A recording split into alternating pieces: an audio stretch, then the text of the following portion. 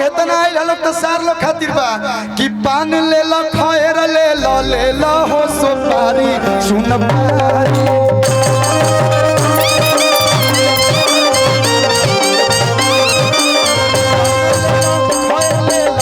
ले लो हो सुपारी सुन प्यारी।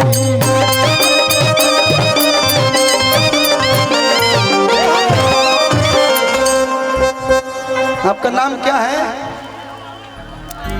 माया जी, धन्यवाद। ये ठीक ठाक बाड़ी देखे में पातर छितर बाड़ी का हो बियाह भइल बा तो हम लोग क्यों ना देखी। अच्छा एक बात बता जरा डायबिटीज हो जाला तो जरा शुगर हो जाला मिठाई ना देखेला, रसगुल्ला के रस देखेला, भले खाला ना है से कर। वही हाल है मेरे साथ, बियाह भइल बा हम थोड़े ना आँख आन्हर कर ले बानी, फोड़ ली अखिया सत का बड़ा लोग कहे के बा ई रोहतास में कोचस। अरे जैसन जैसन मरद खोजबू हम कोचस से दे, कहे के बा डिजिटल मरद खोजबू अरे राजा राकेश भाई के दे, राइटर मरद खोजबू हम मुकेश भाई के दे, अरे गायक मरदा पटना से चलता दवैया खोजबू रंजीत भाई के दे।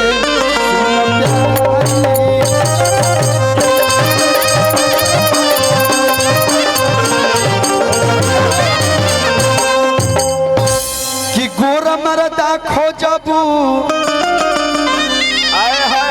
हई रुद्रा के पापा अपना आंसू बाबा के दे, तू लड़बे कारे कहे के बा अभी जमाना कि अरे बूढ़ा मरदा खोजबू धन अभ्यास धन चीन ले झरना मरदा खोजबू अपना जगदम्बा अंकल के दे।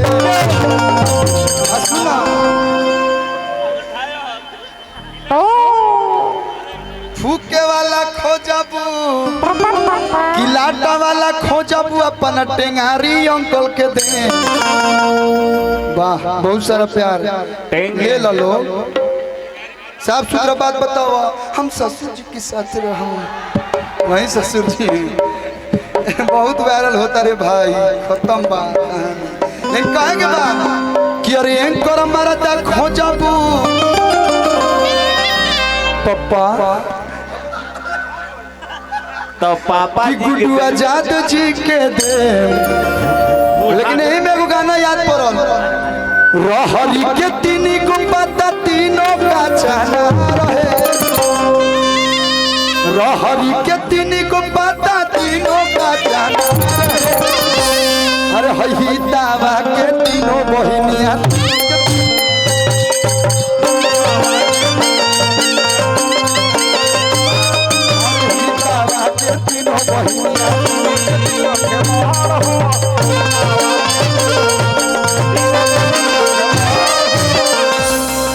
करता रहो साफ कालन संगत से गुण है तो है संगत से गुण जाता है, ऐसे कर्म लोग तो हमारो हकी नाच रे पत्थर की नागी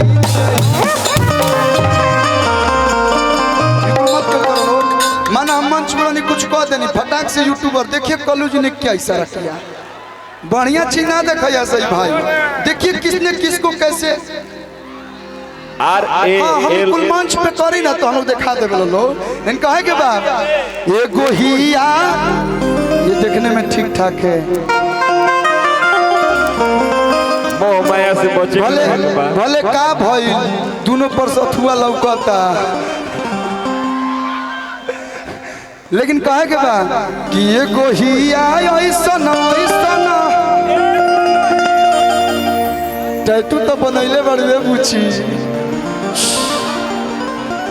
देखा हम बचपन से पढ़ले लिखले नहीं की, हिस्ट्री सिविक्स ज्योग्राफी नहीं जान, लेकिन हम बायोलॉजी जानता नहीं हमारा होते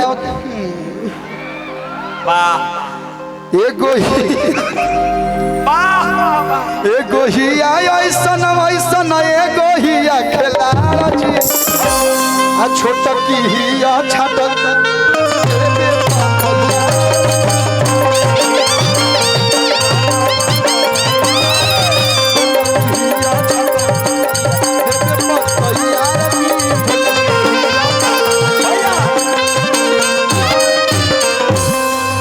म्यूजिक नहीं छे, म्यूजिक नहीं, बस एक लास्ट है एगो रिकॉर्डिंग डांस हो लेकिन व्यास मिल